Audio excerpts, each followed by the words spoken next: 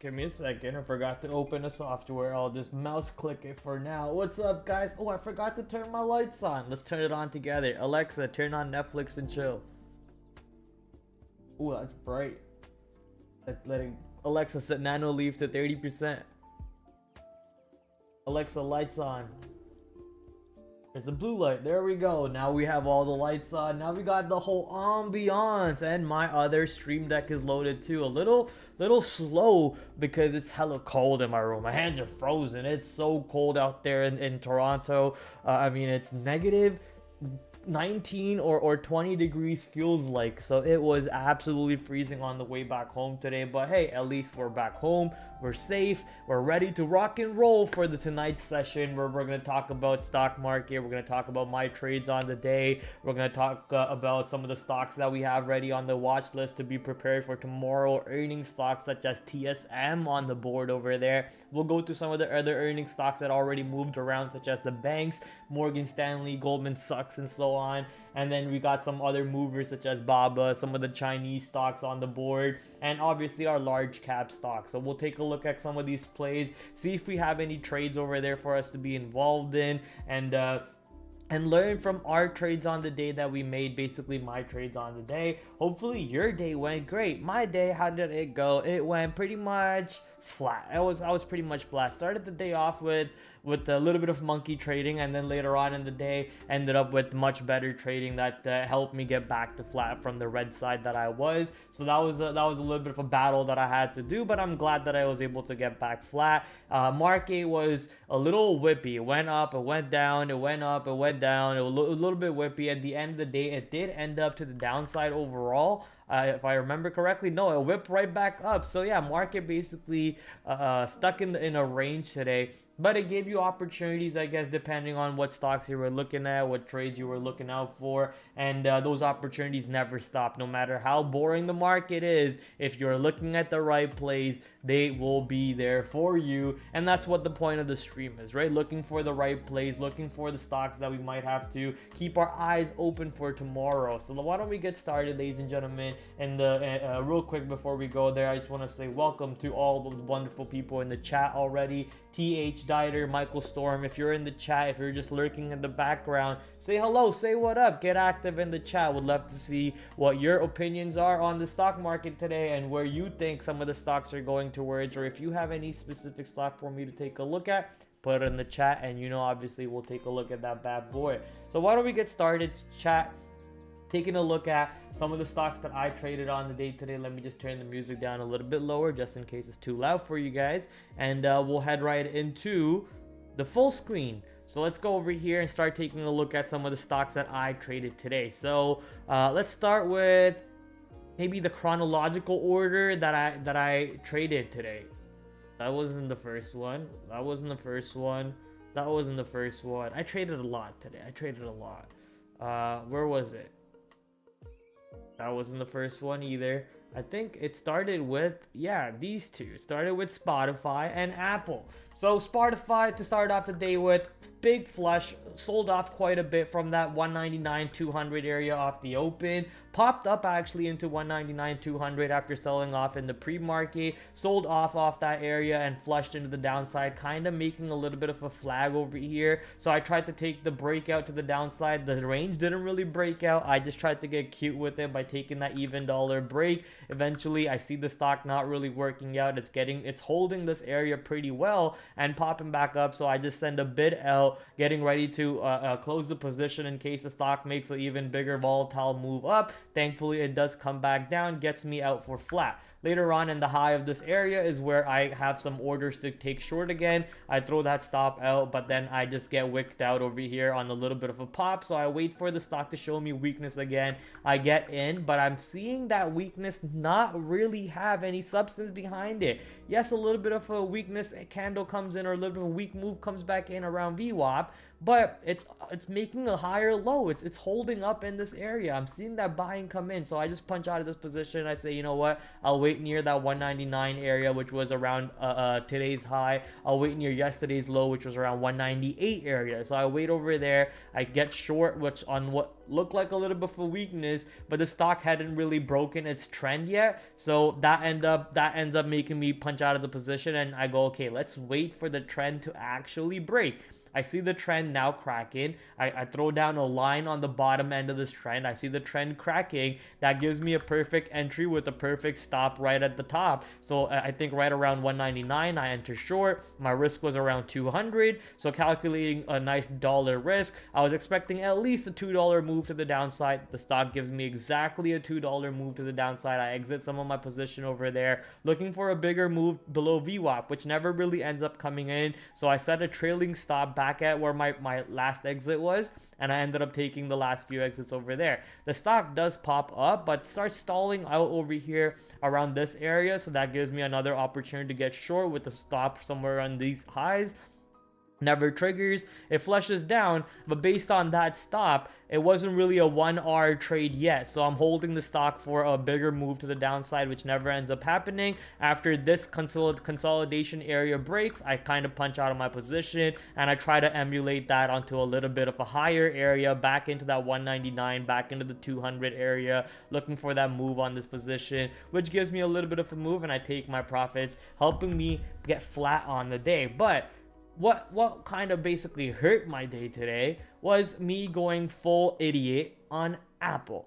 Apple not into 180 yet, but it was pretty close to 180. It was 50 cents away from 180, and it had this little bit of a double bottom coming into on the day. So I figured, you know, let's get a little cute with this trade. Let's try to front run this 180 trade. Let's get in before that 180 even breaks and have a way better average. So I fight this area quite a bit. The market's going down. Apple's not really pushing down at all. So that's why you're seeing a lot of ins and outs and the ins and outs over here in this area. Just making poor decisions, and eventually I realized, like, hey, you're just being dumb. The trade is at 180. Just wait for that 180. Why are you trying to be cute and trying to think that you're better than the trade? The trade is at 180. Just wait for the setup, wait for the trade. Doing this stuff, which has no setup, no pattern, no plan, you're just trying to get cute with the price, usually hurts you, and it did once again. So this was the big damage on the day for me on Apple, but thankfully Spotify completely negates the loss on the stock today. One of my other best trades on the day today, Save. This one could have been a much bigger trade in my opinion, but it just didn't give you that juice that you wanted, or at least the juice that I wanted out of it. It was the SSR stock. We were talking about this last night on stream, about how much we would be basically not interested on this trade, but as I was going through my watch list for the day today, looking for opportunities to be involved in, I saw Save on the watch list, which actually we were going to delete off the watch list yesterday, but so glad that I left it on the watch list. We saw Save on the watch list. I've pulled up the stock to see where it is, what it's doing. I see it's near $6. It's near SSR. Yesterday's low was around $5.80, and the 6 area was actually holding quite a bit. It would go into that 6 area and just not be able to break below 6. So that gave me the opportunity to take a good amount of size at 601 and see if I can get a 10R, 20R, 30R trade out of it. I was able to get a 10R trade. I was risking 1 cent. It went up to $6.10. I was able to get out most of my size out at $6.10. That being a 9R, 10R trade for me. But the stock does go up to 16.15, which is a 15R trade. I don't take any size out there because I'm expecting a move all the way to VWAP. I'm at least anticipating all the way up back to VWAP on this trend move up. But once that trend breaks, I should have basically been ready to punch out at 605. I don't make that decision to punch out at 605. Instead, I decide, you know what, let's take half the size that I punched out over here back in and give it the same $6 risk. I am able to take that size back in at 601, but this time on the way down, the stock just plummets, takes out that size, churns all the way through 6 and goes all the way into yesterday's close, gets a little bit under yesterday's close, but then gets bought right back up through yesterday's close, and this time makes the real move that I was looking for towards VWAP all the way to $6. I was a little hesitant to punch this area because my original trade setup was front running the size at $6 and leading on the fact that the stock was on short sale restriction. So now that it's going into a completely different trade idea, I would have had to kind of revamp that trade idea. It's not like that trade idea is out of this setup is out of this world where I haven't tried it yet. It is a setup that I have taken before, but just wasn't actively ready to make that decision, actively ready to make that execution. So missed out on the main move that I was looking towards VWAP, but pretty happy with catching the trade that I did on save, and monster move for us off that $6 area. Another trade that we had today, Donkey Kong, DraftKings bear scalp. This is on the 1 minute chart. Doesn't really look like a, bear scalp, bull flag scalp. Doesn't really look like a bull flag or a double top at all. But if we were to go to Donkey Kong on the 5 minute chart over here, you will see right there a nice little, you know, I guess you could even call it somewhat of a wedge breakout. You have a flat top over here, and you have a nice little trend line from the bottom coming in. You have this little box from 34.50 to 35 coming into play. So taking that breakout at 35, giving the stock the risk below 34.60, basically 40 cents of risk. Was looking for a move all the way to the north side. At 1R, I take some size out, and then I try to look for a bigger move, which never really ends up coming in. So I stopped myself out on the last few shares. A quick little scalp just to help us get back to flat on the day. DraftKings allowed us to do that. Beautiful scalp trade opportunity. Always looking for these type of trades. Anytime they show up, I love to take them. So let's go DKNG. Hello, Pradamesh Akiraju. You are being activated. Soy Sweeper. What am I being activated for? What does that even mean? And why are you saying my whole name? That's weird. Do you use or look at the open and end of day imbalances? And if so, where are you getting the list of them for, or where can I get them at? Our broker has them pre-built into the software. So that's where we get them from. And I think our broker or our software gets it from our brokers. So that's just something that we have in our softwares. For you, I have no clue how to get you that information. I simply have no idea. You might need to contact your broker. Ask them how you could access the end of day or the opening imbalances. It could be maybe a prop firm thing, or maybe if you have enough money in your account, they will be okay with giving you that information. I just don't see them handing out that information to retail traders, but it doesn't hurt to ask, right? It doesn't hurt to ask. They work for you. These brokers work for you. So your job is to make sure that you get your dollars worth out of them, right? Ask them the questions, figure out if they can provide it to you. If not, maybe call up other brokers and see if they have it for you. And if they do, maybe time to make a switch for you if you need that information to trade out of. Do I use that information? Not really. I don't really look at the opening imbalances or the end of day imbalances. I trade during the day. I don't really trade on the opening drives or the closing drives. I don't really participate in that too much, so I don't care about that. There are opportunities there, obviously. There's probably a quick 50 cents, a quick 30 cents to be made on these opening drive plays if you can kind of understand the imbalances and you're able to catch the imbalance. Maybe that turns into a whole day trade for you to be involved in. I just like to look at how the opening 5 minutes, opening 15 minutes play out on a specific stock. See if they're looking bullish, see if they're taking out previous levels, create some sort of a bullish pattern, create some sort of a bearish pattern, maybe a double top breakout, maybe a double top reject, maybe a bear flag, maybe a bull flag, or a trend line that's just being respected, and eventually when the trend line breaks, some sort of a reversion. So I look for different aspects of that.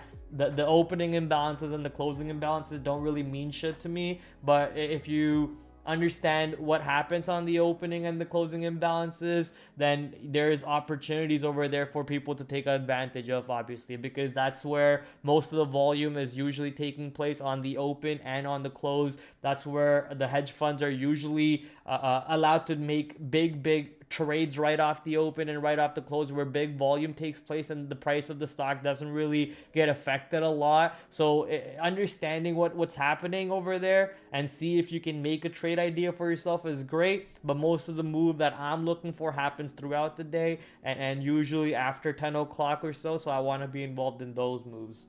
Hopefully that kind of makes sense for you. Would like to learn Chris Blanchard's end of day is all. I mean, I'm not sure what that is, but like I said, if you can get yourself call your broker. If you can call your broker and ask them how can you access the end of day closing imbalances or the market on open imbalances, then there's something over there that you can work on maybe for yourself. Hi Prad, could you analyze Lulu please? It bounced off the 50 day moving average. Any thoughts on swing long? I could possibly take a look at it, but I can't really give you any thoughts on a swing trades or anything. You know, I'm not a financial advisor. I can't give thoughts on those type of ideas. I see it right here at the 50-day moving average, the 50 EMA at the moment. It is also at a nice little level over here in this range high, showing you that there's still some buying coming in at these ranges high.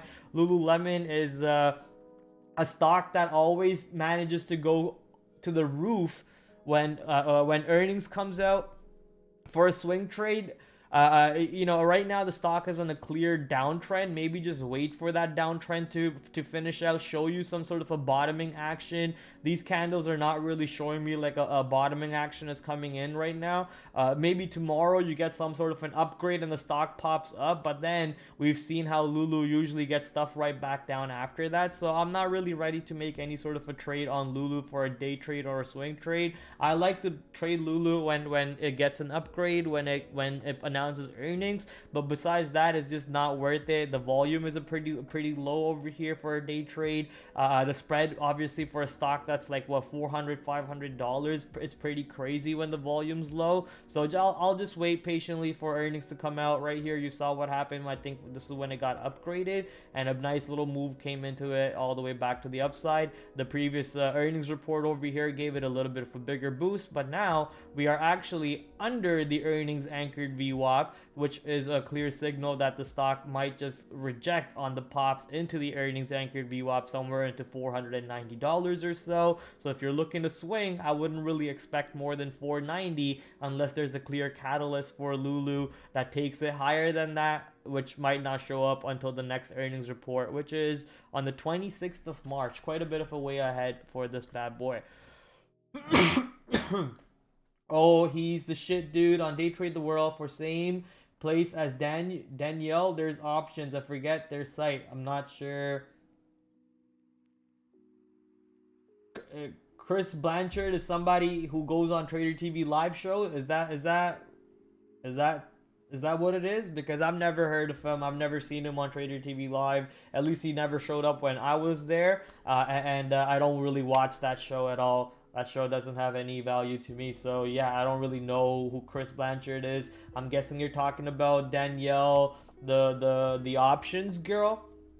Yeah, I don't really watch her either. I don't trade options. I have no interest in options at the moment. But eventually, once Day Trade the World has options, I will take a look at that world and then dive into it deeper. Simpler trading. I think that's what it is. Simpler trading. Chris Blanchard from Simpler Trading. Yeah, either way. I have no clue who these people are. I don't know what their strategies are. I apologize, I guess. Going back to my trades on the day over here, DraftKings, a quick little scalp long, and we walked away from that. NIO, quick little scalp short. A little bit of a top out over here near yesterday's close. Yesterday's close was 645. It kind of rejected before even getting to 645. So on a little bit of a move down over here with my stop around 645. But my manager mentioned, you know, Prad, getting that short over here is all cool, but it doesn't really look good, because expecting the stock to go back to $6 or even break $6 might be a little crazy to expect that after the stock clearly bottomed out off the opening move. popped up above VWAP, bounced above VWAP, and is pretty much holding above VWAP, it doesn't look like a great short to be in, because you're only getting maybe a best out of it at $6.20. Maybe you're getting a 10-cent flange on it, but you know, you're not getting more than that. So after understanding what my manager explained to me, I just punched out of my position, took my quick 3-cent scalp, 2-cent scalp, whatever it gave me, and I just walked away from that trade. And look, he was right. He was 100% right. The stock didn't really do anything. It would have at best given me $6.30 and basically made what, 8 cents on that move, 9 cents on that move. Would have been an absolute nothing burger of a trade, and I would have probably gotten chopped up quite a bit in this area for trying to push the stock below $6. So made that decision. Well, I guess my manager made that decision for me, but he kind of voiced his opinion, and I made the decision to punch out, which was a pretty good call. PNC earnings day 2 after the stock announced earnings yesterday. Today off the open, insane run up off the open. A little bit of a capitulation, maybe that's what the word, I don't know if it is, but a little bit of a pause on the run up. Comes back to yesterday's high. Yesterday's high was actually right over here. No, yesterday's high was right over here. Right around 150 was yesterday's high. The stock gets back below yesterday's high, but it's actually holding and bouncing above earnings anchored VWAP. So I waited for this little flush and pop. After it pops, I got into the long above the earnings anchored VWAP, hoping that the stock could take out take out above the yesterday's high again and start its ascent back into yesterday's high, or maybe even higher. Sadly, the stock pushes into yesterday's high, stalls out into that area, gets back below my average price, and now I'm seeing, okay, look, that was a clear rejection of yesterday's high. Maybe the stock just does not have the move I'm looking for. I'll just throw out an offer right at my break-even price, see if it fills me. If it doesn't, I'll punch out at the break of this low. I throw out my order, it pushes up exactly to my break even, allows me to take out my stop at the break even, and basically I make a penny on this trade because I'm able to collect some fees instead of losing a single dollar, losing a single penny on this trade. So I end up being a little bit of a profitable, a break-even trade, just collecting pennies, made a penny on this trade. So overall, pretty happy with that opportunity. Even happy with making that conscious decision of you know, waiting for the pop to get out into, instead of just taking the loss on wherever the stock is at the moment. Sometimes you have to make that call, but when the stock is not really that volatile, when it's not really making that crazy moves, the volume already happened throughout the day, and this is later on in the day, I have time in my favor. I have volatility in my favor. Look how volatile the stock was off the open. This is the wider the band, the more volatile the stock. The narrower the band, the less volatile the stock. So see how volatility died off at the time that I'm entering? Everything's in my favor over here for it to work and for it to not work. And when it's not working, wait for the pops to get into, and don't have to really punch out over here. If I do need to punch out, I could have punched out much later somewhere over here, and that gives me another 15-20 minutes to be in the trade to see if it can work for me. And eventually I would have probably seen that, hey, lower low coming in, same lower high coming in, same low coming in. This looks like a pattern of recipe to a breakdown, not looking like my trade, and we would have still been able to get out break even, or pretty much around break even. So making that conscious decision to see if I can get out at a safe spot easily, and I was able to do so. So PNC, however, though, after rejecting yesterday's high, moving beautifully to the downside, just a machine move all the way down, channeling itself to the downside. Don't think the stock is on the watch list for tomorrow. However, just a quick little showcasing of my decision making today. Later on in the day, I was playing with the Trade Ideas Scanner. The stream is brought to you by, I will absolutely, being honest with you, did not plan to do this, but since we are here, let's do it. The stream is brought to you by Trade Ideas. Let me just be on the big camera. The stream is brought to you by Trade Ideas. If you are struggling with finding the stocks that you need to be trading according to your setups, go check out Trade Ideas. Use code PRAD15 at the checkout to save yourself 15%. Trade Ideas is a software that I've been playing with once again to help me find some of these bear flag scalps, some of these double bottom bottom breaks or double top breakouts or whatever setups for me to be involved in. On that scanner, BWA showed up for me to possibly be involved in. It actually showed up as a double bottom.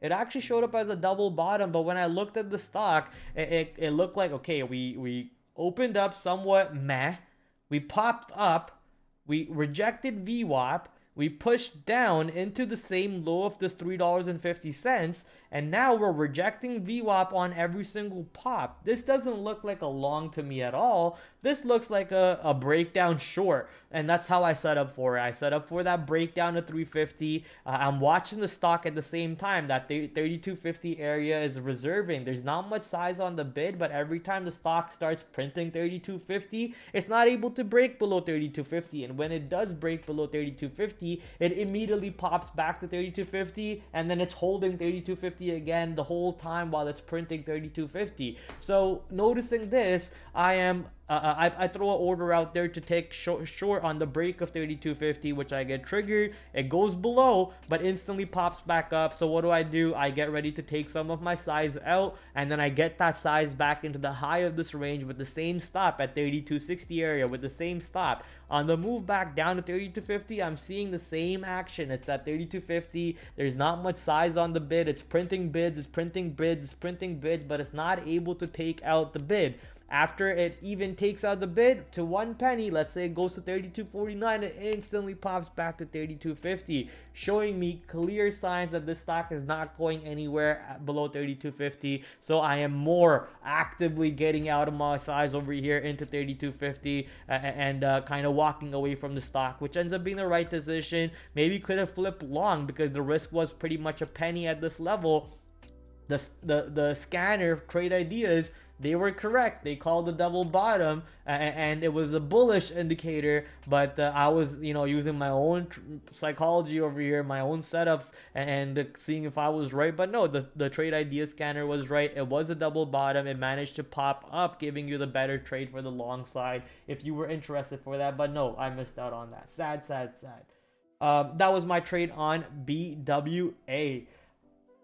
DWAC, this one hurts so much. I'm actually waiting to kind of like I'm trying to get better at this, which is, you take the long into this lows, but instead of taking the long into the lows, wait for that low to kind of break and shake things out a bit, and then get in once buying shows up again, because this is basically the trap. A lot of people are kind of long in these areas, right, with their stop exactly where my stop is. So what the market makers or anyone who wants to play the games and set the traps, what would they do? They break this level slightly, they burn those stops, and then they start running it up to the north side.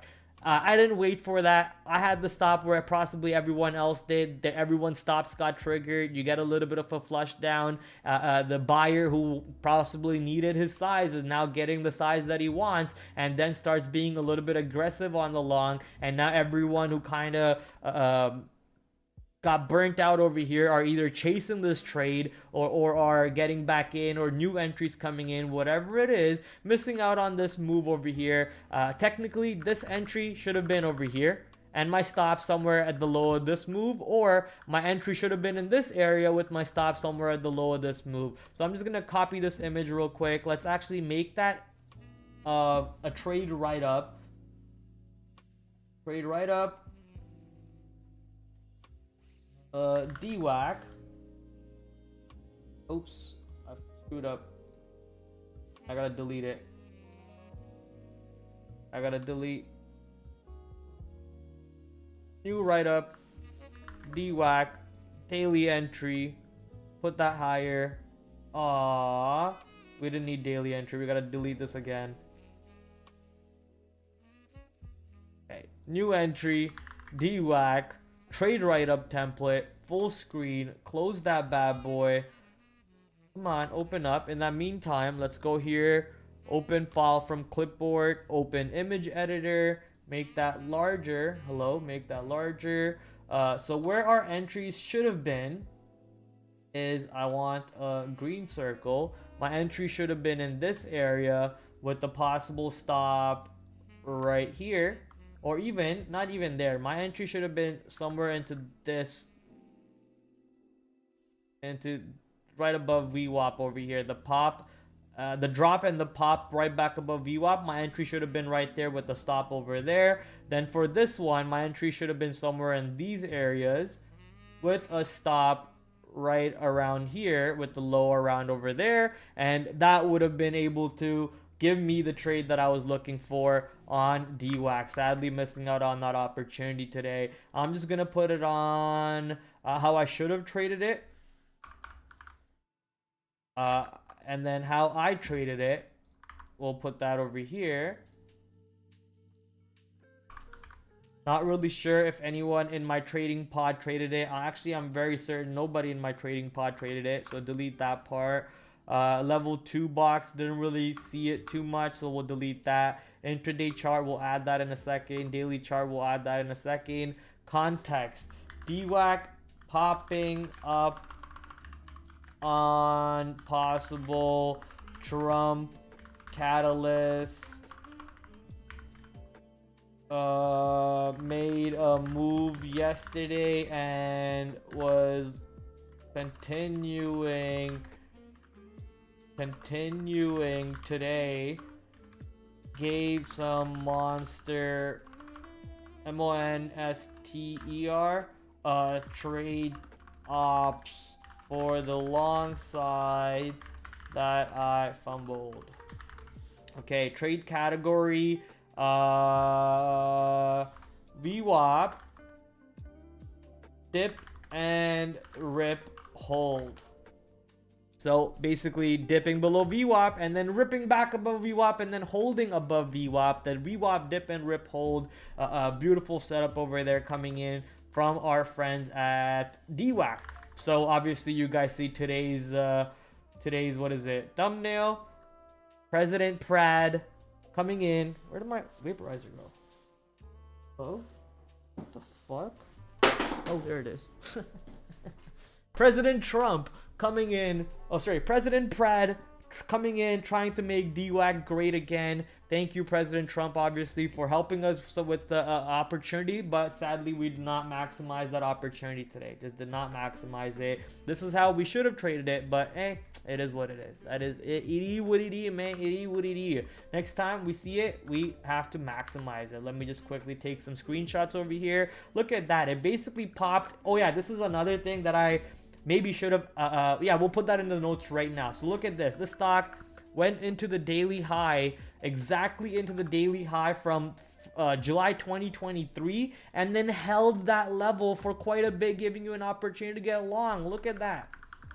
Multiple opportunities to get long. You could have gone long into these candles with the risk at the low of that area, and that gives you another beautiful run up to the north side, exactly like this setup over here. So that's something that I missed out on there too on DWAC today. So many opportunities to be involved in DWAC. Just that one hurts. That one hurts. So let me quickly take the screenshot. Now we'll just go back here. Yeah, 5-minute chart. Take the screenshot, copy image, go here, open image from clipboard, open image, and put this circle over here, put this red line somewhere down here, and that would have given you a beautiful trade to be involved in after. Nope, I don't need to save anything. Close, close, close, open, open, open. How I should have traded it. Wait, that's not how I should have traded it. Oh, there you go. Sorry. How I should have traded it. Bang. And we get to add these two areas over here. I'm just going to make some quick notes. How can I find more of these ops and solutions? I'm just going to delete those two areas. Quick notes. Stock pops into high from last year and holds this area for more than 5, 10, 15, 20, 25, 30 minutes, giving a chance to get long, but with tight risk for another big move, but missed out on that. Quick notes over here. Instead of getting long on the original, instead of getting long on the move down, before the stock breaks the minor trend back to VWAP. Wait for the VWAP break and pops prop, and then hold to look for a long instead of getting in on the wrong side of the V. So missing out on that beautiful opportunity over there by getting in on the wrong side of the V, sadly, for DWAC. So there you go, ladies and gentlemen, a quick little trade write-up, something that I'm going to work on this write-up a little bit off stream, but something that I just wanted to show you guys how I work on it. You know, it's great to work on your own trades. Always amazing to journal your own trades. I journal my own trades every single day. I'll actually show you my journal for today if you want. I don't care at all. So let's open up this journal over here real quick, right? So there you go. You have my journal. You see how you know, I have exactly my trade notes, my executions, my video recording, which is basically something that I'm trying out right now. We can also maybe look at the saves recording if we want, because you get to see the tape, you get to see the action of how save is so strong and holding. Actually, yeah, why don't we do that? We'll open up this bad boy. We'll put it on the side for now, and kind of see if we can learn something from how that's moving. But yeah, it's cool to do this. It's cool to, you know, put in your trading view chart next to your chart and journalizing your trades. But you also need to you know, have a trade write-up area where you're logging some of the trades that you took, but how could you have traded them better, looking for other areas to be involved in, some of the stocks that you missed out on, maybe you want to be part of. I still have to do this. This was supposed to be my homework, but I still haven't done it.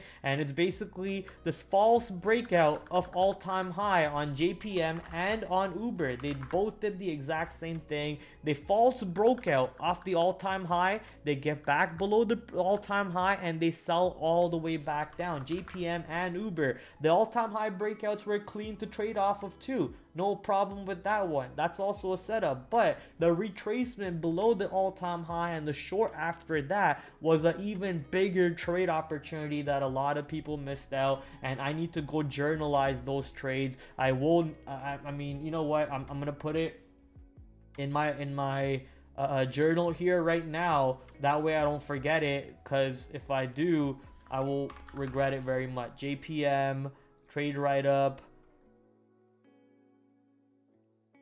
All-time high break and reject, and then I'm gonna do the exact same one for new one and do that for Uber. Trade write-up, JPM all-time high break and reject. And now the next time I pull up to those trades, I'll remember exactly what to do, or next time I visit that page, I'll know that I need to journal them, and I'll go ahead and journal them. But here's our watch list for tomorrow. For those of you wondering, we'll get to that in a second. We still have a couple trades over here to show you. But yeah, DWAC, basically we're done talking about it. Missed out on some opportunities there. Last but not least, this was a little bit stupid of me. I had a blind order at yesterday's high on Interactive Brokers. We were actually pretty bearish on Interactive Brokers, if you guys remember. But in our notes, it was pretty simple in our notes that this stock could easily hold this 84 area. And if it is, there is no shorts. Even then, we still threw out a blind order into yesterday's high. I thought that the stock could not go anywhere higher above yesterday's high. But instead of having the order maybe 10 cents away from yesterday's low, instead of having the order 10 cents away from yesterday's low, a blind order, kind of an alert order to get notified when the stock is there, and then I can make a decision on it. I put that order like 30-40 cents below that level, which was pretty stupid. And then when the stock gets above that level, I now have to kind of make a decision whether I get stopped out above that level, or do I let the stock trade around that level a bit and see if any selling shows in or any buying shows up. Sadly, I decide to arbitrarily just give the stock $1 worth of risk from my entry, which doesn't make any sense at all, right? Just arbitrarily throw out $1 worth of risk on this position and lose 1R on this trade to start off my day with. So that was pretty stupid. Could have saved that one with a lot better, thrown the order much closer to yesterday's high and basically lost nothing on it. That was very stupid of me to start off the day with. Later on in the day, I took the flag breakout over here of IBKR. It looks really good on the 5-minute chart, so let me show you that one. Here's the flag breakout. Ignore all of that move right there. But if you basically maybe if I can do this to kind of ignore that move for you guys, let me bring in Notepad and throw that right there. So if you see this move right here on IBKR, it actually looks like a nice little, you know, pop all the way up from the earnings drop, which was over here. It drops on earnings, holds the 50 period and the 100 period on the daily chart SMAs, and we said watch out for this area holding. It holds that area like an absolute magnet and launches off from it, and we still make that conscious decision to make a dumbass trade. Anyways, we blindly short. This was yesterday's short. We blindly short here for no reason and lose $1 per share. Later on, it looks like it's about to break out. We're already above yesterday's high. This right here where my mouse is yesterday's high. We're already above yesterday's high and actually showing me buying above yesterday's high after making this whole run up on the earnings catalyst. Then there is a possible breakout of this high, right?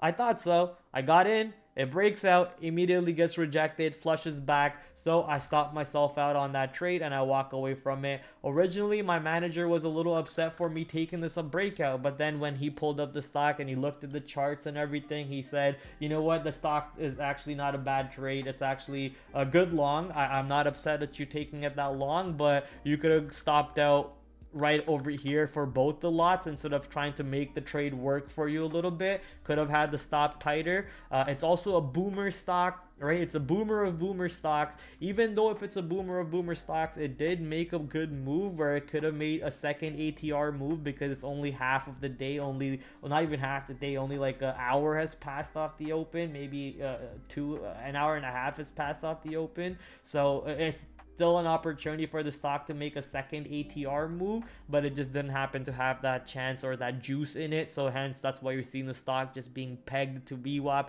and trade sideways into the higher end of these ranges over here, pretty much holding yesterday's high as the new support for today after making the initial run up, and no trade for the long on the breakout of 90, sadly. So that ends up being my trades on the day, ladies and gentlemen. Let's quickly show you guys what my trade on save, or at least the tape on save, looks like. I thought you could zoom in and out. Oh shoot, you can, but I was on the wrong page. Oh, what? Can't. Okay, maybe we can zoom in and out this way. No? I guess a little bit. So right here, you guys can see, ooh, that's a little bit too early. We need to go to 10:04.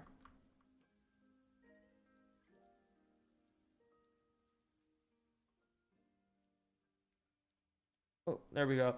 So right here you can see the stock is now pushing into $6. Right, pushing into 6. There's some size on the bid over there. There's some size on the bid, but it's not really breaking that size on the bid. It's trying to you know, show some buying. You see some buying showing up right here.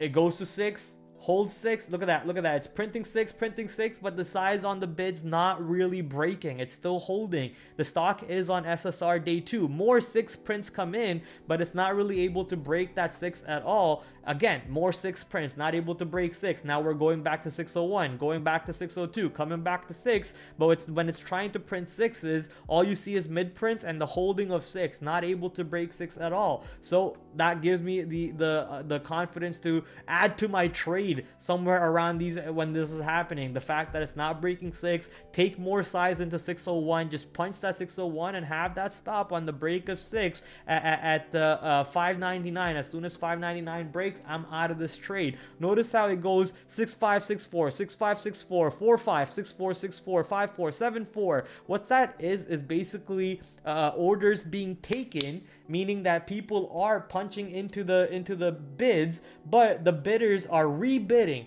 It goes from what, 13.5 to 14.3. Size is actually increasing as we are printing 6s. As we're printing more and more 6s, size on that level is increasing. The demand is increasing. More buyers are showing up, and now buyers are being aggressive. They're punching into the 01s. They're punching into the 02s. All of this is very, very bullish indication. Eventually, the stock does manage to punch into all the ways into 610s, 609s or so, which is where I start taking some profits later on in the day. Let's show you how it looks like when the stock is coming back into $6 and getting ready to break that level.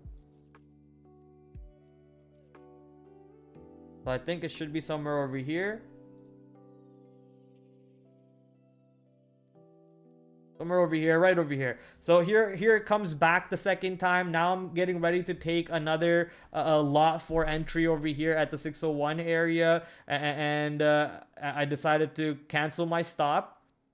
And then I'm watching the tape over here right now. I'm watching the tape, looking at the size. The size does look like it's increasing anytime it does get hit, so I do take my order right here. You can see how my orders are filling, and if they are not filling, I'm canceling my orders. Now I just throw out my stop for how much ever size I have left, and now I'm waiting to see, can the stock give me that pop one more time? But instead of giving me that pop, here comes the break off that level, and then me getting stopped out on that 1 penny loss. So here comes that break of the level. Just give it a second.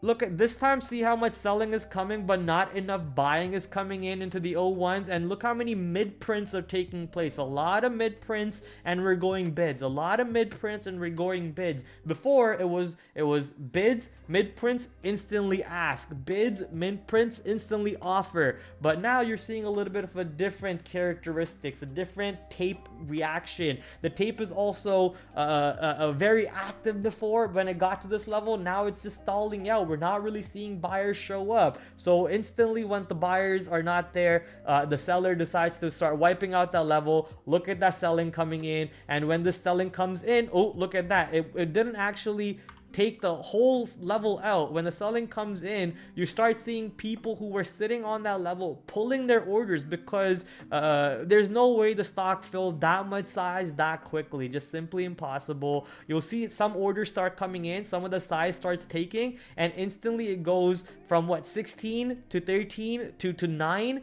That much size was not being printed on the level 2. My level 2 right now is filtered to 100 shares or more, so I will be able to see if some big order came in, like a 10,000 share order. I am not seeing that. So basically the bids or the buyers are now pulling their orders because they're seeing the selling pressure kick in. Look at the activity, look at the ramp, the velocity of the tape going into this level. That's scaring the buyers. So now they're pulling their orders, and them pulling their orders obviously causes the stock to create a little bit of a liquidity vacuum. That liquidity vacuum takes it all the way back into yesterday's low, and after it goes into yesterday's low, this is where I kind of want to study how the stock trades, because we miss a big opportunity. Look at that big liquidity vacuum. Now it's going into yesterday's low over here, right into 580s or so. I want to understand what is the signal for us to possibly look at to catch that long the next time we see a trade opportunity like this. So that will be right around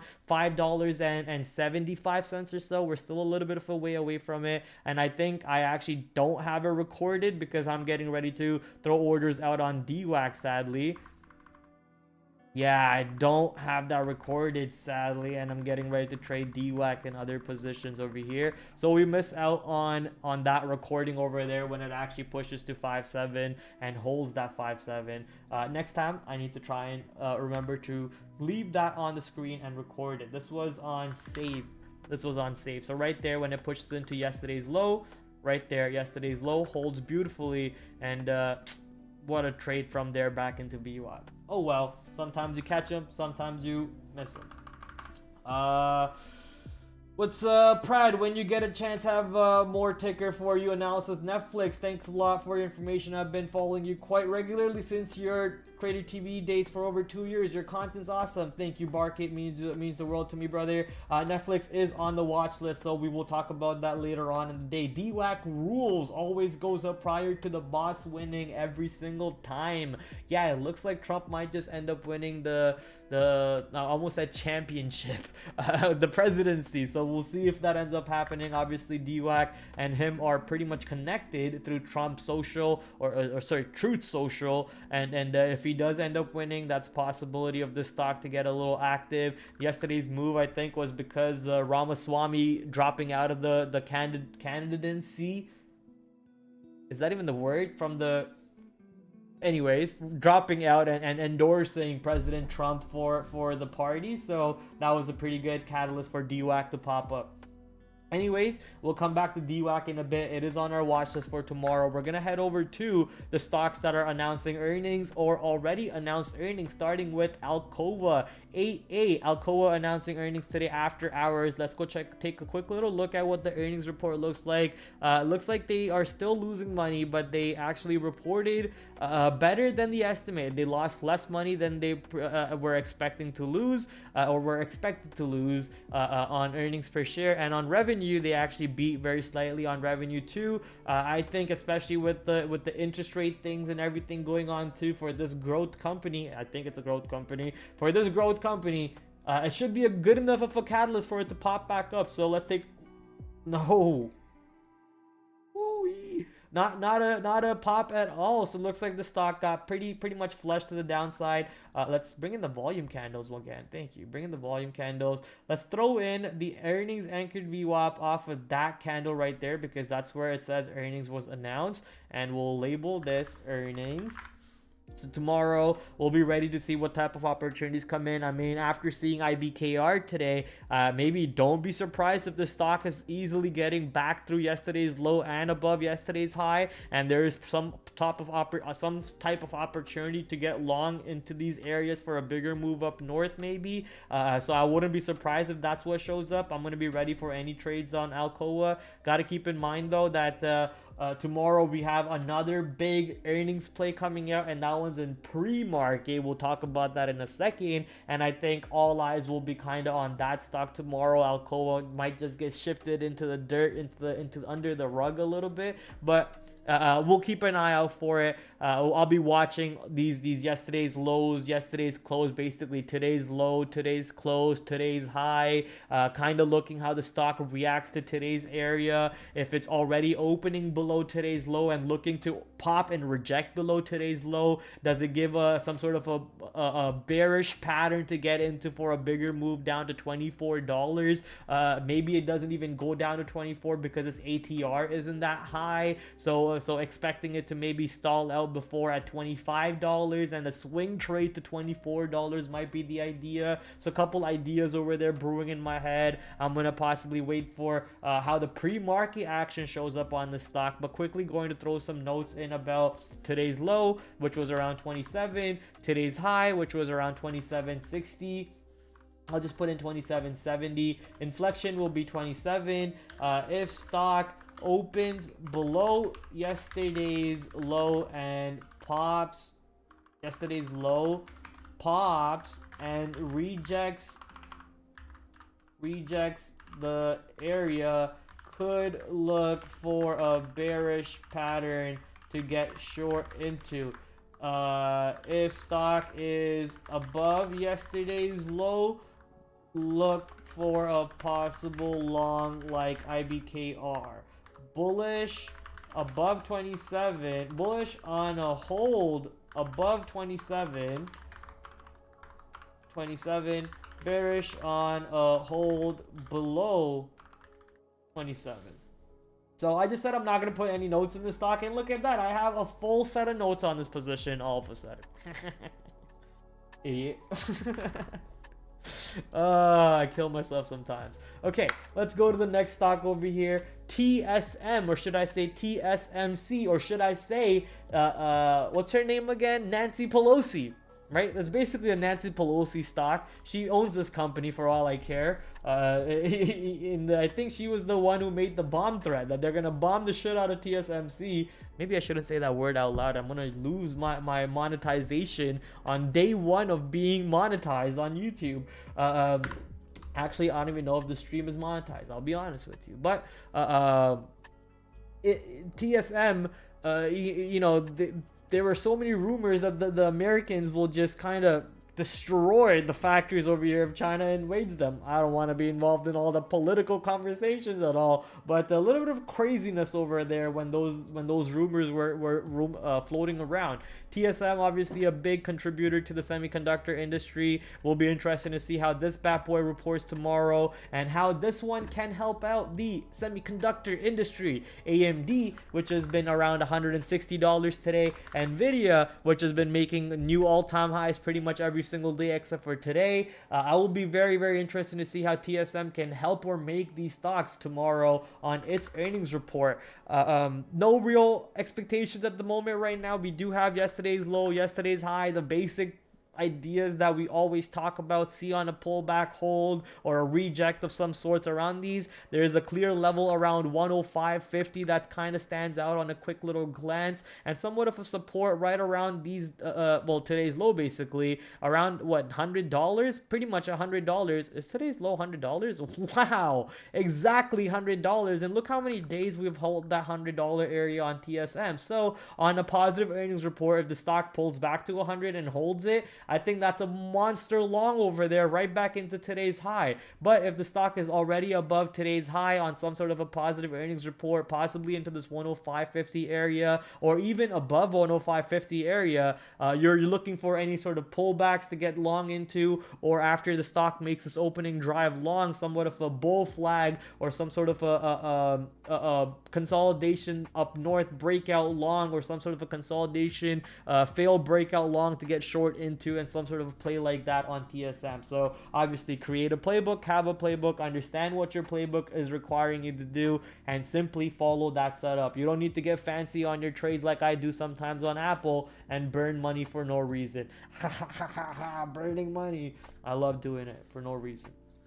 All right, TSM. Let's go take a look at why did I type in TSM? Taiwan Semiconductor. However, if you type in TSM, look at that. You see, oh, you do see Taiwan Semiconductor. Okay, that's pretty cool. But yeah, TSM, Team Solo Mid. Team Solo Mid is what shows up first. Let's quickly go over here, open up my market scanner website, type in TSM because they're the stock that we're interested in for tomorrow. They're not showing up anywhere over here. Stock. More results. Thank you. Okay, calendar. We're looking for the earnings call tomorrow, 1 a.m. in the morning, basically in China time, or Taiwan time, I should say. But Republic of China is reporting, or the company in the Republic of China. I'm gonna get so much flack for this. I don't want to pick any beefs with my Taiwan friends. I love you. I have no beef. I'm just joining the joke, although it's not a joke. It's pretty bad what's happening over there between China and Taiwan. But I'm just poking fun, just for some comedic effect. No harm done, okay? Just putting some comedic spice. Anyways, they're reporting their earnings call tomorrow at 1 a.m. in the morning, so we kind of don't have to worry about that at all in regards to disrupting our trades during intraday conference call. So that's perfect. Conference call at 1 a.m. At 1 a.m. So that's perfect. So we just have to wait and see how the overnight session for the stock happens and see if it helps it catch some sort of attraction into the New York market, which is where most of the money for the stock is kind of traded in, I guess. I'm not sure. Okay, that is TSM. Whew.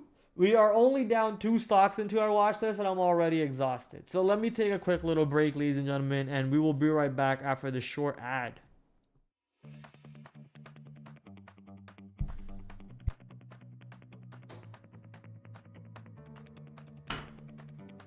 Hey, you there. Yeah, you with the Manscaped shirt. Are you tired of decoding the stock market? Are you looking like this guy always lost after every single day? Well, look no further. Today we got a brand new offer for you from TraderSync. This software will help you identify exactly where you're losing, where you're winning, and how to maximize your profits. Use code PRAD15 at the checkout. If you start journaling your trades, you will start trading better and you will start looking like this guy. So what are you waiting for? Go on out there, go get yourself a TraderSync discount, use code PRAD15, and they also have a Black Friday sale going on with 65% off. Don't be late. Welcome back. Quick little break for me. Got to sip a nice little agua. Sadly, my bottle is fully empty. No more agua left in my bottle. Had to finish it. I would have loved to drink a little bit more, but nope, was too lazy to get up out of my chair. Mainly didn't want to be late to be back before that advertisement finished. Anyways, let's get the party back on the road. Charles Schwab, next stock on board over here. A stock that announced earnings today. Did it? I think it was after hours. But yeah, no, it was today pre-market. Originally sold off on the earnings report, but then managed to bottom out and then basically get right back into yesterday's low right there, rejecting around yesterday's low. So now pretty interested to see how yesterday's low / today's high comes into play. Possible continuation of this move. Clearly a bullish move. The earnings report was a little bit mixed, and buyers came in and bought the stock up. The market was pretty whippy today, but that didn't stop Charles Schwab in its ascent to the north side after the opening little shakeout over here and bottoming out right into that previous earnings anchored VWAP. Look at that, previous earnings anchored VWAP coming in, helping the stock show buyers again and move right back up to the north side. Pretty big candle too if you take a look at it, right? Sell off and then bounce right back up north. So the question is, what does the stock do into this area? As for importance of the stock's trade tomorrow, it actually is I think on a higher scale because of how it moved today. So on any sort of a pullback tomorrow, I would like to see buying coming in, especially on where the earnings anchored VWAP is. That's this blue trend line that you're seeing right around $62, around $62 into this range over here, this consolidation range all the way from what, $61.50 to $63. I would like to see what happens, and especially if buying shows up into these range lows of 62 to 62.30, 62.50, that looks pretty bullish for me to look for a long and look for a move back into 64 and maybe a breakout of 64, because clearly buyers came in, bought up this position, even if the banks were pretty much red on the day today. Let's go take a quick little look if banks were red on the day. Barely red on the day today. What did Morgan Stanley do? Morgan Stanley continue to sell off a little bit more. JP Morgan down 0.5%. Wells Fargo down 0.32. Bank of America down 1%. So basically Charles Schwab said, Nepa, we're not going to be down bad. We're going to be down on the day, but not down bad on the day. We're going to retrace quite a bit, and they ended up being only down 1.34. IBKR, Interactive Broker, turning itself from being down on the day to actually being up 2.3% on the day. In my opinion, Interactive Broker is even more attractive than Charles Schwab for tomorrow, especially if the market is looking bullish, just because how bullish of a move these two stocks had in them after their earnings report, which looked pretty much mixed / bearish, right? Both of them had mixed reports / bearish moves in pre-market. Those moves completely got negated on the opening drives themselves. So on any sort of pullbacks, I would like to see buying coming in on both of these stocks. But the importance on these stocks, I think, I was going to go with the blue color, basically meaning they're on the second tier importance, tier 2 importance. But I think just because of how crazy of a move they had on their earnings report, they need to be on kind of at least watch. They deserve the respect to keep on the watch list tomorrow and have them at a higher watch list priority. So look for Charles Schwab, look for IBKR, see how they behave on these pullbacks into yesterday's VWAP or earnings VWAP, and see see if they show you buying into earnings anchored VWAP to kind of hold. You want to see something like this pattern right here, a dip, hold into that earnings VWAP, and then push right back up north. I want to see that type of action coming in. So I'm going to put exactly one level and one level on my watch list for both of these stocks. For that, on IBKR, it's going to be around 88.50 to, ooh, I'm putting Charles Schwab notes. For IBKR, I want to see 88.50 at the very least holding. What is that level right there? 88.50 exactly. So I want to see at the very least 88.50 holding up. If the stock is below 88.50, then it's kind of not really bullish for me, right? I want to see that level holding up at the very least. As for Charles Schwab, I want to see that 64, was it 64? No, it was the 62. Yeah, 62.35 to 62, Charles Schwab. I basically don't want to see the stock below 62. Don't want to see the stock below 62. If it is under 62, just move on and look for another stock to trade. Same notes I'm gonna put in for IBKR, but just gonna change the level for it. It's going to be 88.50 instead of 62 for the stock. 88.50. There we go. Next stock, same in the banking sector. But this one's importance dies down a lot more because of how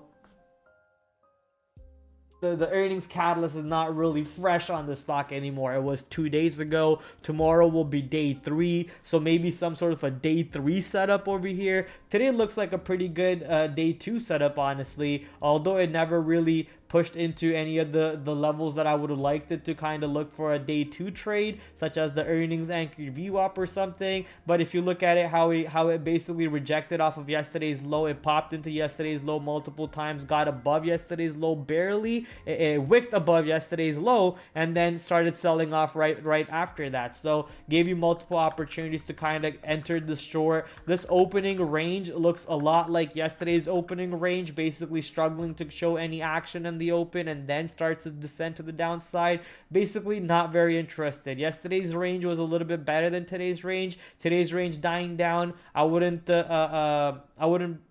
expect today's volume to be higher. Yeah, today's volume's going down too. Look at yesterday's range, look at today's range. So there's a great chance for the stock to possibly go down tomorrow, yes, but it's possibly just staying inside this range tomorrow and not doing anything. So there is maybe a day 3 trade, but for Morgan Stanley and for Goldman Sachs, I'm kind of turned off on here. Actually, for Morgan Stanley, I'm turned off, but for Goldman Sachs, this looks like a pretty bullish setup for me coming in for a day 3 trade, basically because the earnings setup was good. The earnings catalyst story was good. A 51 beat on EPS for the stock. On that positive earnings report, the stock flushed and held a previous level beautifully. Today, we hold that same bottom. So basically, yesterday's low gets respected one more time today, and we hold it. So on that note, I would love to see this 374 area coming back into play tomorrow. I'm actually going to delete Morgan Stanley from my watch list. I'm going to do myself that favor, delete Morgan Stanley from the watch list. We're going to upgrade Goldman Sachs to a higher priority instead of saying that it doesn't deserve the eyes on it. We're going to upgrade it to a higher priority, and we're only going to be basically watching this one level that we were going to watch yesterday. It just never came into play today until what, 2 o'clock or so? Until 1:40, 2 o'clock. So at that point in the day, I guess I wasn't even watching it, did not have any alerts on the stock, so I would not have been alerted if it got there. But 374 is the level in play. It clearly is showing you a lot of buying into that area multiple days. So 374 long is the trade that we will be looking for. Bullish on hold above 374. I put 375. Wow, 374. There we go. So that's the notes for Goldman Sachs. And now we get to move on to the fun stock, DWAC. However, I don't know how fun the stock will continue being. It is ramping up in volume, which is exactly what we want to see while it's making this crazy moves. Tomorrow's range, honestly, I can't expect the stock to be even more volatile than today. Today's range was basically $8.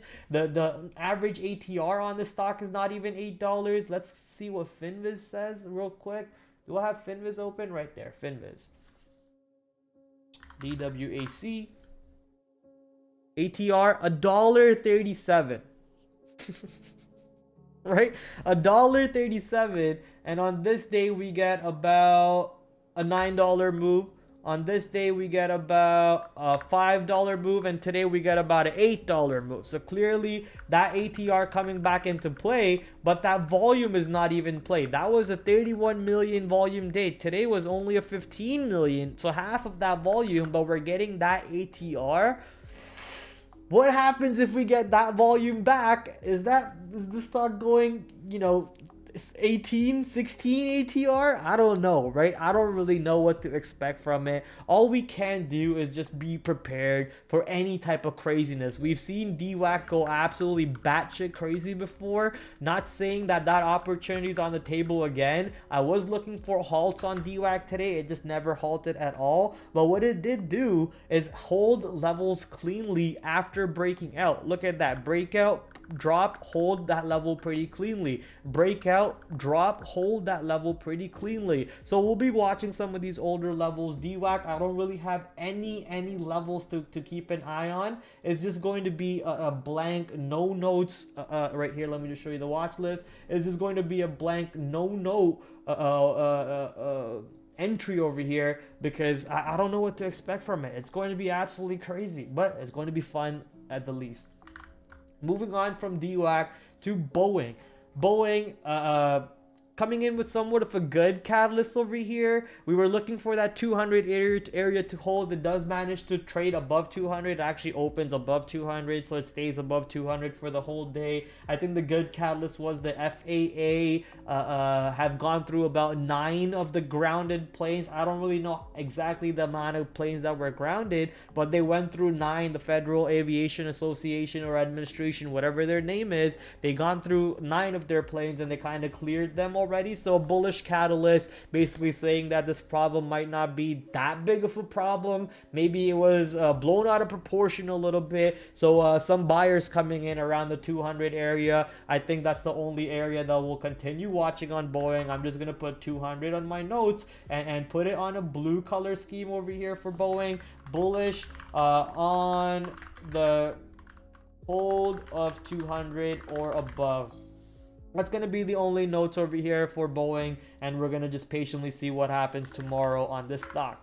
Moving on from Boeing to a stock that went a little crazy today, Datadog. Not really crazy, but taking out a beautiful level that we've been kind of struggling at for quite some time now, the 52-week high of $125. So this previous 52-week high, 125, let me just put default, 124.69, let's say 124.50, 125 area, previous 52-week high, finally piercing through and getting ready to kind of continue its ascent past this level. So interested to see how the stock behaves on some sort of a pullback into 124.50, into 125. See if there's buying on the pullback and actually hold that area to show me some long. So I'm gonna put 124.50, 125 as my notes. If stock can pull back and show buying into the previous 52-week high, could look for a long back into yesterday's high and higher. If stock is already above yesterday's high, look for a pull back area to hold, pullback area, pullback, look for a pullback maybe into the yesterday's high or higher, and a bullish pattern to signal to get into the long.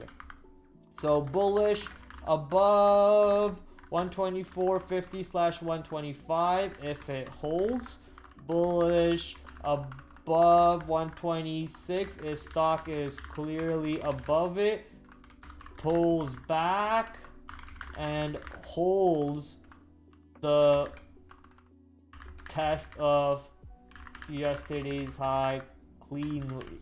All right, so Datadog, because of the last few days move, clearly the stock was getting ready for this move today. It tried this move yesterday. It slightly broke out of the high yesterday, but rejected and came back in. And today was the oomph, the juice that it needed. It brought in the volume before that breakout, and that breakout had the successful breakout, and it basically closed at the higher end of that range. So looking for continuation, maybe a day 2 setup over here for Datadog.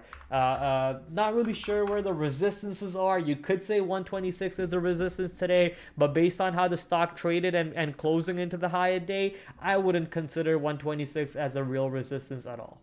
I'm just saying that. I wouldn't consider 126 as a resistance. It's just a level that you possibly want to keep an eye out for. I was wondering why my ear was hurting me. There was like a little, like a glass piece in my ear. I don't know how that got there. Oh, I'm actually cut. Ow. What the hell? How did that get there? Ooh, we got more people in the chat. What's up, Biscuits and Gravy? Oh, I think I already read your message, Biscuit and Gravy. Sky Fairy's in the house. Sky Erlog's also in the house. What's up, ladies and gentlemen? Welcome, welcome. TH, DWAC volatility not based on fundamentals. Traders on crowd psychology. TH, we already knew that. Let's be real. DWAC never moves on fundamentals. Actually, isn't the fundamentals for DWAC kind of broken because the SPAC basically is not going through or fell apart, if I remember accurately? Not sure what's going on with that deal, obviously, and we'll just have to just trade it on chart patterns because it's not trading fundamentals at all, and we're day traders. We're not even looking at fundamentals anyways. What's up, folks? What's up, Jedi? How you doing, brother? Hope y'all had a green day, not the band. Oh, I walk a lonely road on a lone, I forgot the lyrics, but it's home to me and I walk alone. I walk alone, I walk alone. Why am I stuck in this song mode? See what happens? You guys ever seen that South Park episode where if you sing a song to Cartman, he kind of has to finish the whole song because it gets stuck in my head? I'm kind of like that when it comes to it. I'm on the spectrum. I don't know if you've guessed this already. Maybe you have. But I'm on the spectrum. No test, self-proclaimed. On the spectrum. Being on the spectrum is cool now. It's in. Being on the spectrum is in. Alright? So I'm on the spectrum. I have to finish the song in my head before I continue. If you haven't seen that episode of South Park, go finish it. I'm not saying I'm South Park because I'm fat, okay? Shut up. Don't call me fat. Anyways, coming back to the market over here. Spotify was the next up on the watch list. Based on today's move, maybe there's some sort of an opportunity on Spotify for us to be involved in, but the catalyst was somewhat bearish. The move was absolutely bullish, so I'm not really sure how I read this trade for tomorrow. I think it's not even a trade for tomorrow, I'll be honest. There might be a nothing burger for Spotify. So moving on from Spotify, unless there's volume for us to be involved in Spotify tomorrow, I'm possibly not making a trade on it. So moving on from Spotify to the next stock, looking at DraftKings. DraftKings finally getting back into a level that it was holding for quite some time before some downgrades and other moves have come into effect the stock, which was around this 34.50 area. Punching through 34.50 gave me that opportunity to get long, and I had fun with that long, basically looking for some sort of a continuation, maybe a pullback for us to get long into and ride the stock right back to the upside. However, the catalyst today for DraftKings was just a simple upgrade. It wasn't like a huge catalyst for us to be involved in, and at a quick glance looks like the stock, which it has been holding above the earnings anchored VWAP and then below the earnings anchored VWAP, it basically punched into that level today and rejected that level. So we'll be interested to see how the stock trades into these pop highs of 36.30, 36.50. Does it have any more room above 36.30, 36.50, or does it just trade in this range and kind of not really set up for a trade tomorrow? So DraftKings, unless there's big volume, unless it shows up on my scanner, something like this, I'll show you exactly what my trade idea scanner looks like.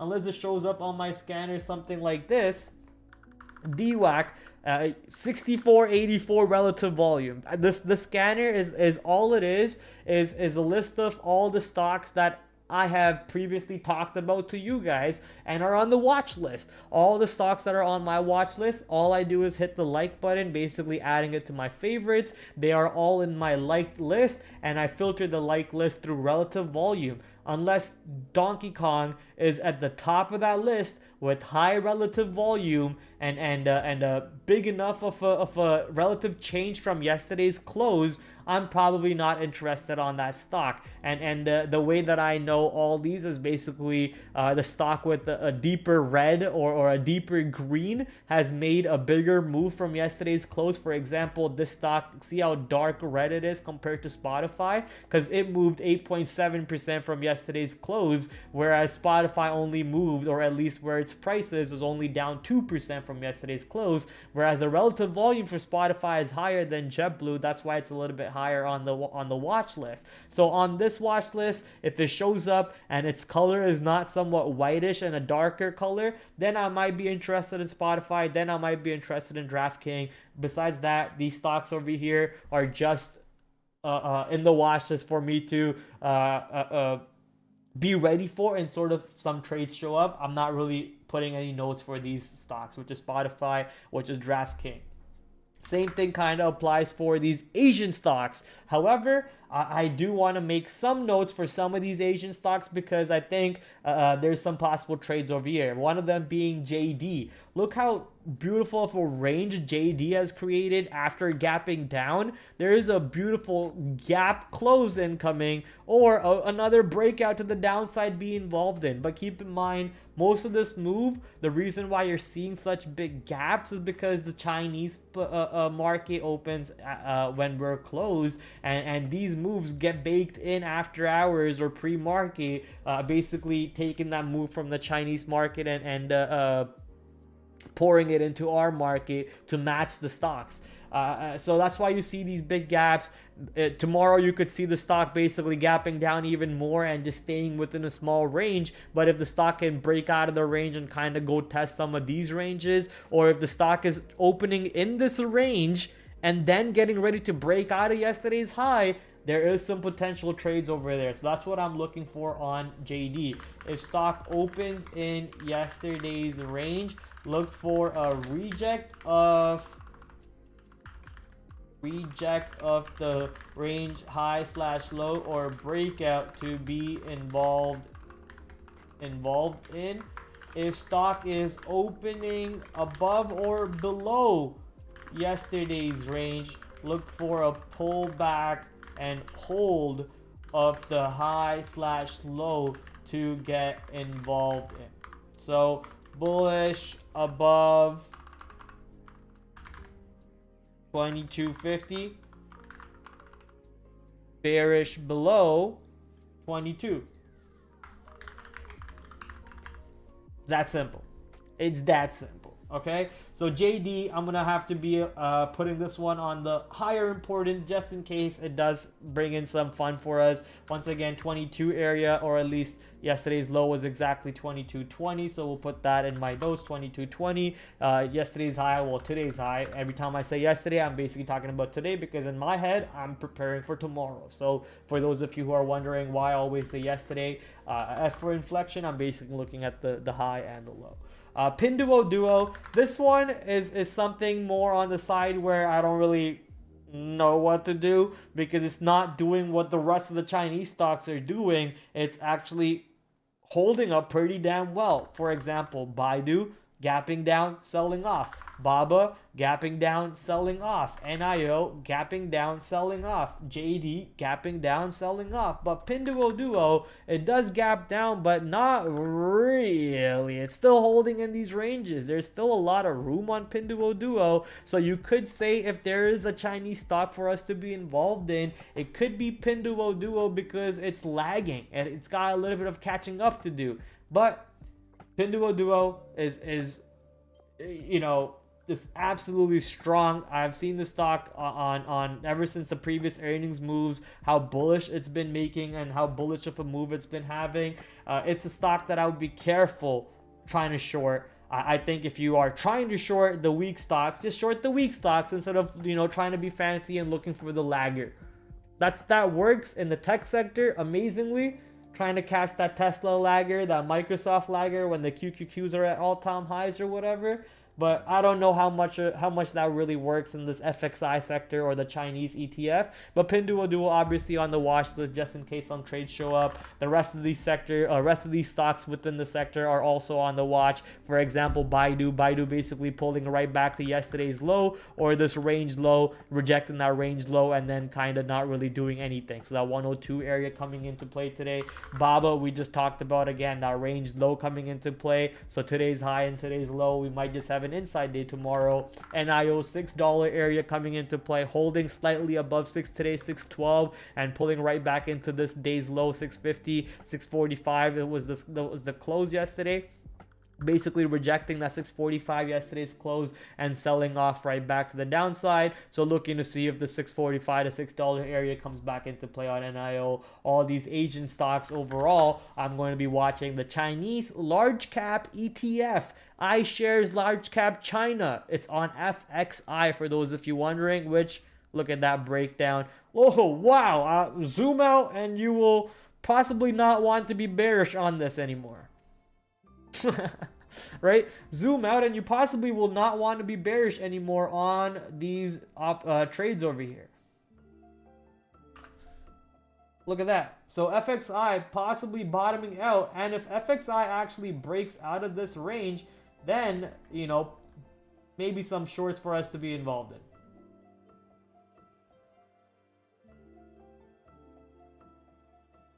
Yo, what are you doing, bro? Thank you. There we go. So FXI over here, pretty much going into the somewhat of a double bottom opportunity. So if FXI bottoms out, there is no shorting on any of these Chinese stocks. I'm just going to put that really quick into Baidu, I guess. I'm just going to put it in the Baidu. FXI could double bottom around $21. If FXI is not under 21, no shorts on China. No shorts on China. Okay, no shorts. Okay. Next stock is AMD, Nvidia, Tesla, Apple. For all of these ones, let's just go to QQQ, show you what QQQ is looking like. Not an inside day finally. We got a little bit of a sell-off. Obviously, today was that market catalyst. Not a market catalyst, sorry. But we had a lot of things coming into the market today at the 8:30 time period. We talked about this yesterday on stream. It's also on our Discord for those of you wondering. Kind of the same thing happening tomorrow. We got a lot of economic data coming out again at 8:30. Building permits, housing permits, initial jobless claims, Philly numbers, crude oil inventories. You also got some Fed members probably coming up on mic right there. Bostic coming in at 11:30. Bostic, obviously, if I remember correctly, is a voting member. Let me go to that cheat sheet. Where's my cheat sheet? Hawk Dove cheat sheet. Hawk Dove cheat sheet. Hawk Dove. There you go. Hawk Dove cheat sheet. What's that homie's name again? Homie, what's your name, bro? Bostic? Yeah, Bostic. Bostic Atlanta. He is a voting member, but it will not be for the next 2 years. Atlanta voting member going on the microphone over there. So obviously a little bit of possible moves coming in. We got bill auctions. These are smaller time period bill numbers, so we don't really have to worry about that. Atlanta GDP 11:30. Lots of market economic data events coming out all throughout the day. Wow, he's talking at 7:30 and he's coming back at 11. Bro, take a break, man. I hate when these guys come during market hours. I just hate it because they move the market randomly and you got to be careful with it. But I guess they create some sort of volatility, so I shouldn't be that upset. Anyways, lots of information coming out at 8:30ish, so be careful for that. That could once again move the market a little bit, help us not be having an inside day. The market pretty much trading still in the all-time high area, so nothing really to be worried about. No doomsday events just yet. Anyone screaming doomsday events should be slapped in the face. Sorry if you thought that was rude, but no, there is no doomsday events just yet. Let me just repaint my month to date anchor VWAP on QQQ, and look at that. On my month to date anchor VWAP, that's exactly where today's low kind of showed up on the QQQ. Not that it's a guaranteed strategy. I'm just looking how the stock has been behaving all the way from this month's start till current date. That's all we're doing, just analyzing the data. It's not an indicator. It's sorry. It's an indicator, but it's not an indicator to trade off of. It's not a trading signal. It's just an indicator. We're just studying what the indicator's telling us. That's it. Okay, don't get it confused. Don't get it twisted. QQQ, however, today with a little bit of a red move, I would expect tomorrow's economic data to come out somewhat in line with today's economic data, basically more bearish sentiment and the market to possibly move a little bit lower. But even though if the market's moving down, there's still so much buying coming in. I mean, look at this market being so resilient even off the open. The pre-market data kind of shook us to the downside, but then immediate took us right back up. Later on, we do have that market correction flush, but even after that market correction flush, we pop right back up. The tech sector is so strong, and I saw that on Apple when I was trying to get cute with Apple today. Apple said, don't be cute with me, buddy boy. Get your ass out of here. And you know, it got punished me. So don't be cute with the market. Just listen to what the market's telling you, and always just pay attention, because lots and lots of free information being given out by the stocks every day to you. All you have to do is listen carefully. Someone in the chat wanted us to take a look at Netflix. I'll take a look at Netflix real quick for any trade ideas. But honestly, in my opinion, if the market is moving around, you possibly want to focus on stocks like AMD, stocks like Nvidia, stocks like Tesla, maybe even stocks that have somewhat of a catalyst behind them, like earnings plays such as TSM, AA. And Netflix is cool. You know, Netflix is not bad, but look at the lack of volume and how much volume has been dying down on Netflix. Netflix is right now just stuck in somewhat of a range. Let it break out. Let it do something before you get involved in for a day trade. As for a swing trade, I mean, it's in somewhat of a trend, right? It's in somewhat of a trend. If you are interested to be involved in this trend as a swing trade, wait for the lower end of the channel to come get tested and see if buying shows up at the lower end of the channel. Then you can be involved in the buy, or if you really want, you can kind of punch the 500 breakout for a swing trade, and then have a tight stop. Maybe 495 is your stop. You're giving a $5 risk for a bigger move to the north side. See if the stock can go into 600, 700, maybe an all-time high comes into play. So that's something that you have to make up your mind on. Maybe your stop is even much below that. Maybe you're giving it $100 stop all the way back into the break of this trend line for a $200 move into all-time high.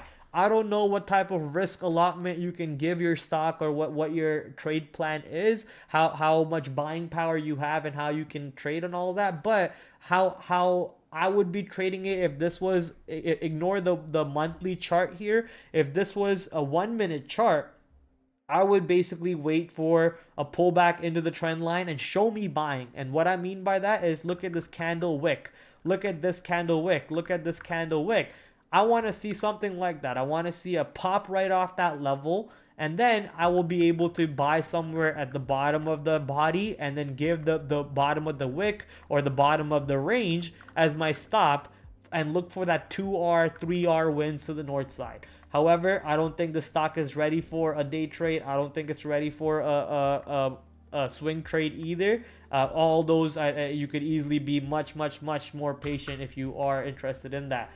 Coming back to the day trade topic though, Netflix is one of those stocks that has pretty high variance of pretty high range intraday. So if you are patient at the right areas, which is at the day's highs, which is the day's lows, or the range highs or the range lows, you will be able to look for some sort of a trade to get into. But if you're just randomly looking to get into Netflix without a catalyst, there's a good chance that you'll get burnt out on it. Tomorrow, the reason why I say AMD is probably a better trade and Nvidia is a better trade, because TSM announced earnings in pre-market, and that could help bring in some volatility, some juice, some relative volume to the semiconductor industry. And AMD, which has been absolutely monstrous, trying to charge towards its all-time high right now, which is only what, $4 away from.